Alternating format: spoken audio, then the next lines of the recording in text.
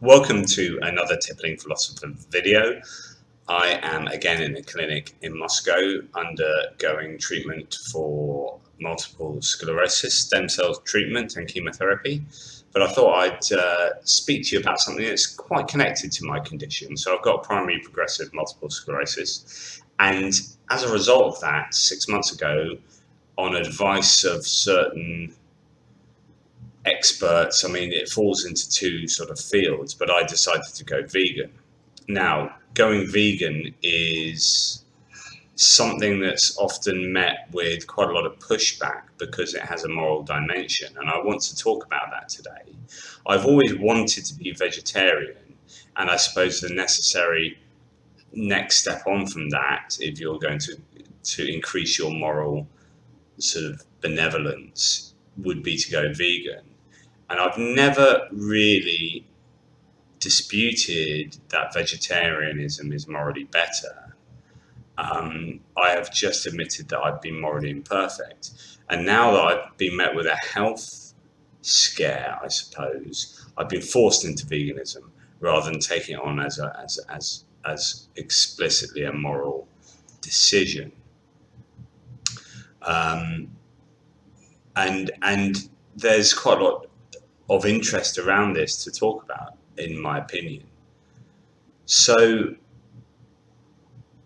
the idea that I found vegetarianism morally better meant that I was at one point a flexitarian. A flexitarian is someone who tries to cut down on eating meat by maybe taking 2 or 3 days out a week to eat vegetarian meals instead of meat. Although, as one of my mates said, it's a bit like being a mass murderer and saying, it's all right, I don't kill on Tuesdays. There's something quite amusing in that. But I was a flexitarian to a degree, and eventually was, I suppose, forced to become vegan, or thought it was in my best health interest to become vegan. And therefore, I've taken on this moral position as well. And I want to talk to you about why there is so much moral kickback or public kickback to veganism. I'm going to be perfectly honest with you. I am actually sort of technically pescatarian, so I do eat fish for omega-3 reasons, again for health reasons, and it's all connected to my condition. But a lot of this is connected to cognitive dissonance, and if you know my writing well enough, then you know I like to speak about cognitive dissonance. So in layman's terms, what is that? Well, it's holding a core belief, and then when you're provided with evidence against that belief, having a dissonance in your mind. So these two things sort of are dissonant with each other, your core belief and your evidence. And generally, your brain wants to keep your core belief as the one that maintains and wants to harmonize these two things together instead of having sort of opposite conclusions. And as a result, your brain often does funky stuff. Quite often, it will just get rid of this or somehow destroy the evidence, or it destroys the people or the sources from where the evidence comes, and the core belief maintains.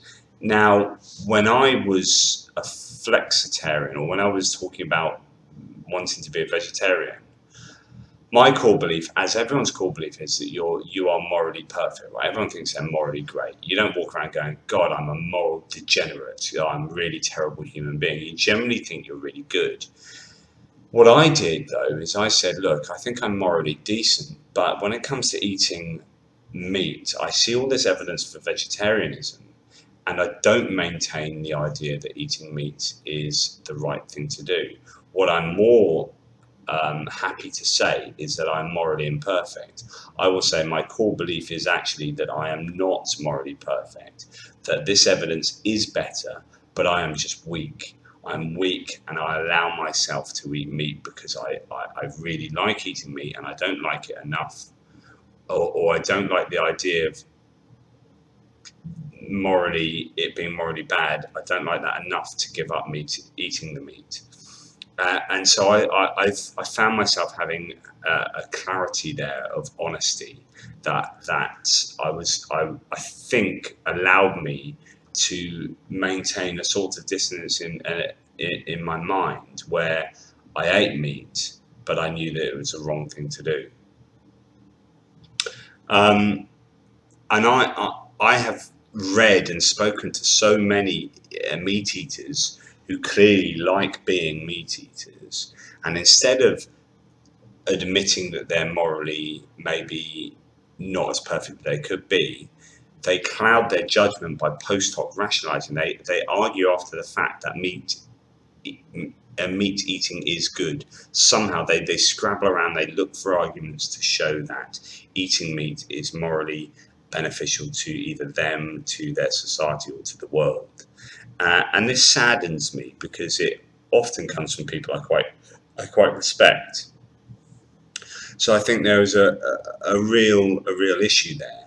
I would advocate people to be honest with themselves and honest enough with themselves to admit that they're morally imperfect, um, and and that eating meat would be the right thing to do. They're just not quite in the right place to do that yet. Or sorry, eating vegetarian or vegan diets. Now, I'm not going to spend any time talking about the arguments for or against vegetarianism or veganism here, because it will derail it. I'm going to take that as a given. Out of interest, the main ones for me are environmental. I think it's just a no-brainer when you've got, when you've got water and energy to feed a crop, to feed an animal, and that animal is used to feed you, then the amount of inefficiency that goes on there and lost energy in water and energy and land use it's a no-brainer. Just eat the crops. I mean, ideally we would photosynthesize, right? But that's not going to happen. So you need to get as close to the energy producers as you can. Otherwise, if you're going to eat apex predators or if you're going to eat meat, there are just different levels of inefficiencies that go on there, where you're losing out on a sound, collection of energy, um, and that's that. I mean, I'm not, these arguments get derailed about whether vegetarianism, veganism is right or wrong, whatever. In my opinion, it's clearly right, but it's just a hard sell, right? Because we love eating meat, and we come from cultures in the Western world of eating a lot of meat, and we've grown to love it, right?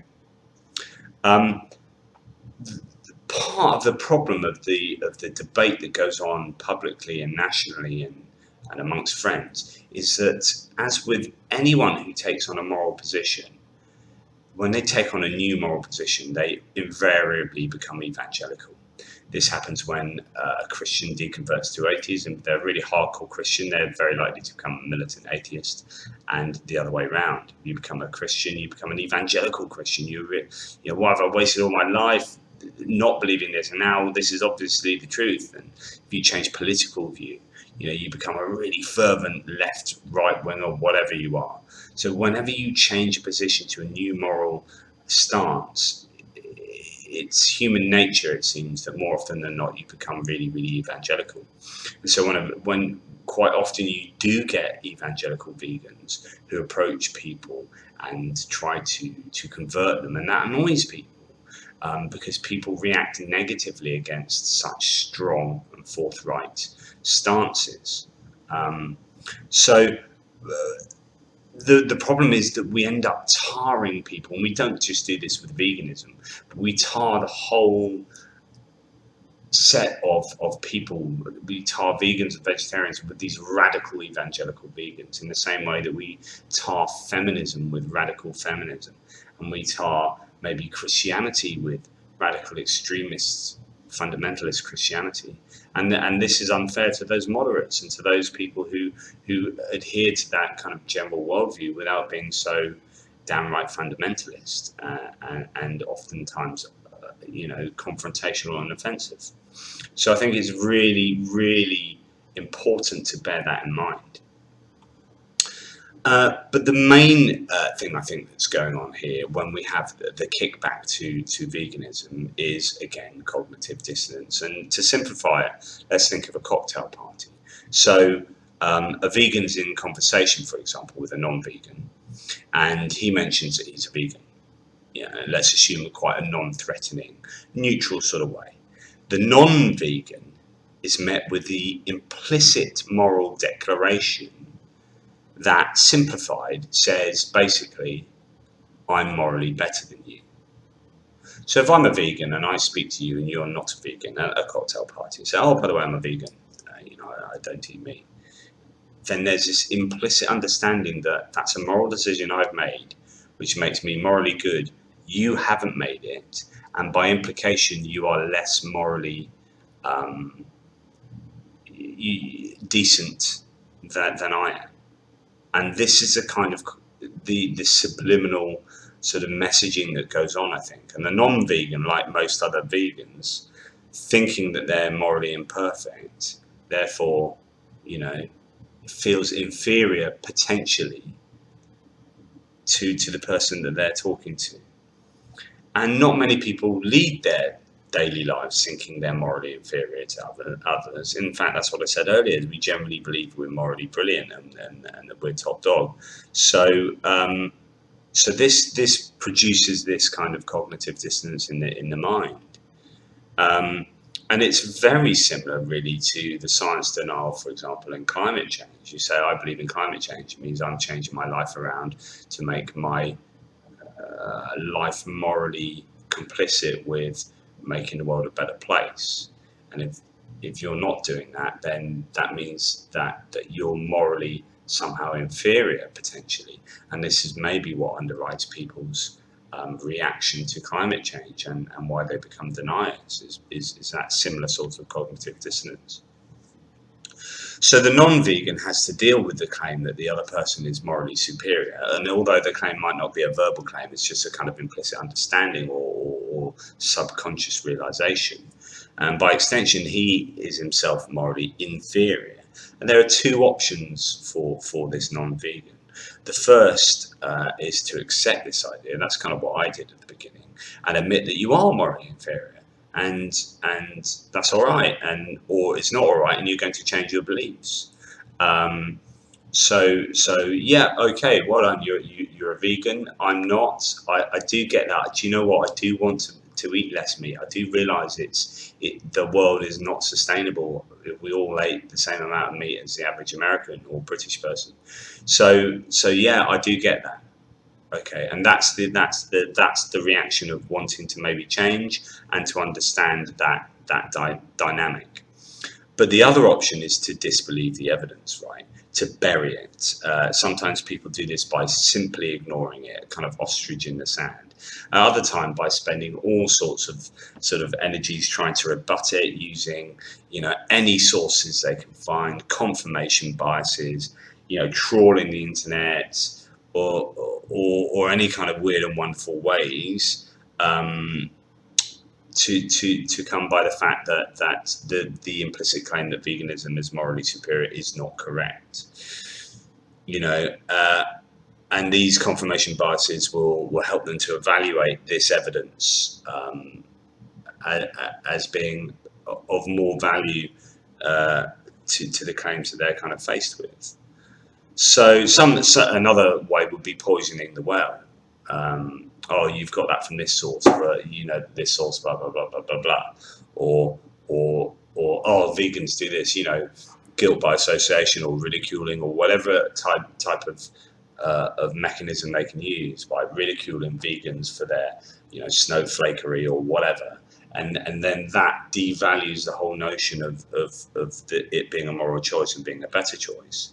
And allows them to kind of lose that contrary evidence under a sort of attack of ridicule. And more often than not, it's a combination of all these sort of techniques.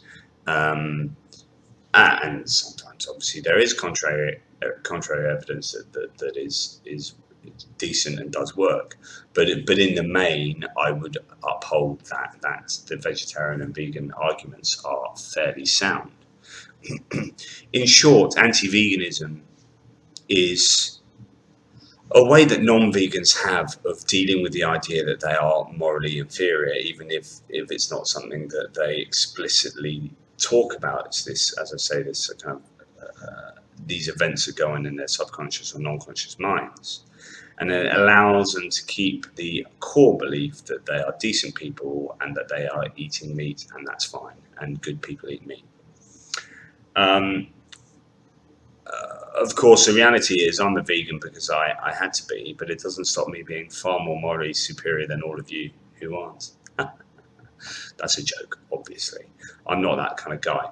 But I do find it really interesting that there is such a vehement backlash to veganism. And I really do think it's underwritten by this kind of cognitive dissonance where it comes to people's implicit understandings of their moral position in the world and how they understand how they deal with their own diets and eating. And diets are so personal. There's something very deeply personal about diets that people hold so close to their identity that you attack someone for what they eat, you are properly attacking them. Anyway, I just thought that'd be a nice little discussion about veganism. I am no evangelical vegan. I slip quite often, and out here at the clinic it's quite difficult to be a vegan. I'm keeping to being dairy free, again for health reasons, as much as I can be. But I think for me in general, once I finish this treatment and if it works, I definitely want to continue being vegan because it's actually really easy in Britain to be so. Substitutes are there, and I'm really enjoying it. My food is fine and I don't massively miss it, and I just think the just to grow that amount of livestock in the world is just, it's impossible for the world to have that kind of diet. So I would do my little bit to try and improve the state of the world, but I will place arguments where they're relevant, and I will try not to evangelicize. But there you go.